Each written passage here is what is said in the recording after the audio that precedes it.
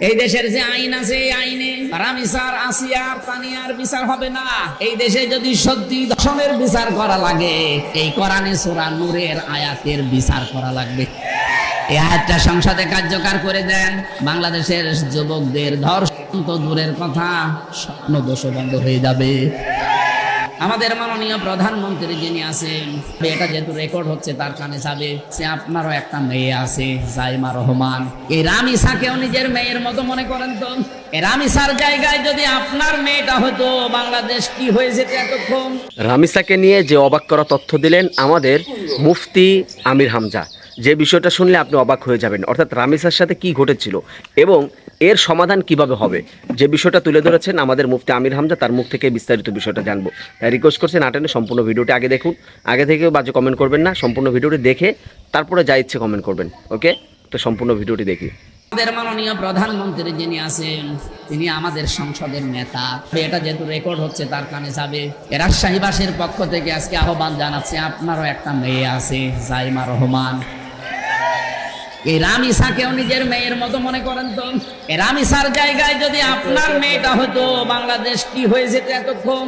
দর্শক কোথায় থাকতো, নিয়ে এসে কি করে ফেলতেন, আমার মনে হয় তারা 14 টুকরো করে ফেলতেন। আপনি তো বাবা, আমিও তো, আমার 3টা মেয়ে আছে, রামিসার দিকে তাকালে আমার মেজ মেয়ে হারিহার কথা মনে হচ্ছে। মানুষ এত নিচে নামে কি করে?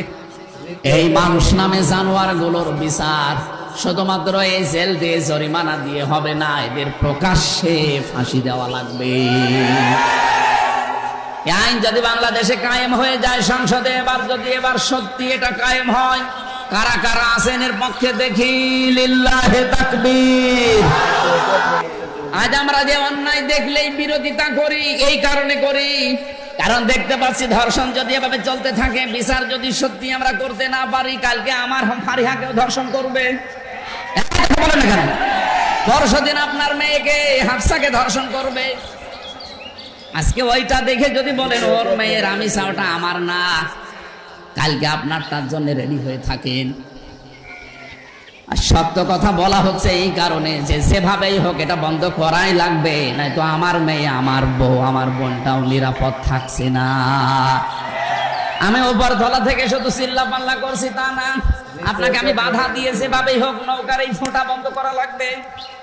আজ বাংলাদেশের বহু জায়গায় দেখতে পাচ্ছি অলরেডি অনেকেই ফোঁটা করার চিন্তায় আছে। আপনি তো নিজে নিজে পানি তুলে নিতে পারেন না, নিজেই মরবেন না, আমাদেরকে নিয়ে আপনি মারবেন। সুতরাং আমাকে বাঁচার জন্য হলে এই কথাগুলো আপনাকে শোনানো লাগছে। রাজশাহীবাসী আমি তুলেছিলাম এই জন্যেই, বাংলাদেশে যেই দলে কোরআন নেই আজকে সিদ্ধান্ত নেওয়া লাগবে, ওই দল যদি আমার বাবাও তৈরি করে ওই দলে আমি আজকে থেকে নেই। আল্লাহ পাক বলেন প্রথম অর্থ যেটা ছিল, হয়তো অনেকে এখানে আছেন এইভাবে না বুঝে কোরআনের বক্তব্যে মন খারাপ করতে পারেন, হ্যাঁ এটার সংখ্যা অপেক্ষাকৃত কম।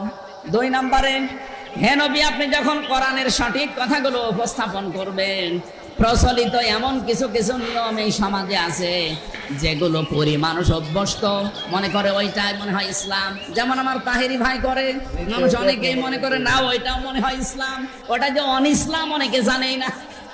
যাই হোক দর্শক মণ্ডলী, মুফতি আমির হামজা সাহেবের সম্পূর্ণ কথাগুলো শুনতে পারলেন। সে যে কথাগুলো বলেছে যে রামিসার বিষয়ে সমাধান হবে শুধুমাত্র একটা আইন চালু করলে, যেটা হচ্ছে শরিয়া আইন।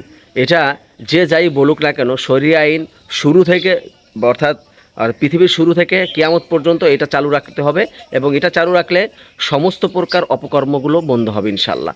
যাই হোক, আজকের ভিডিও নিয়ে আপনার মন্তব্য কমেন্ট করবেন, ভিডিওটি ভালো লাগলে লাইক এবং শেয়ার করবেন। তো সবাই ভালো থাকবেন, সুস্থ থাকবেন। আসসালামু আলাইকুম ওয়া রাহমাতুল্লাহি ওয়া বারাকাতুহু।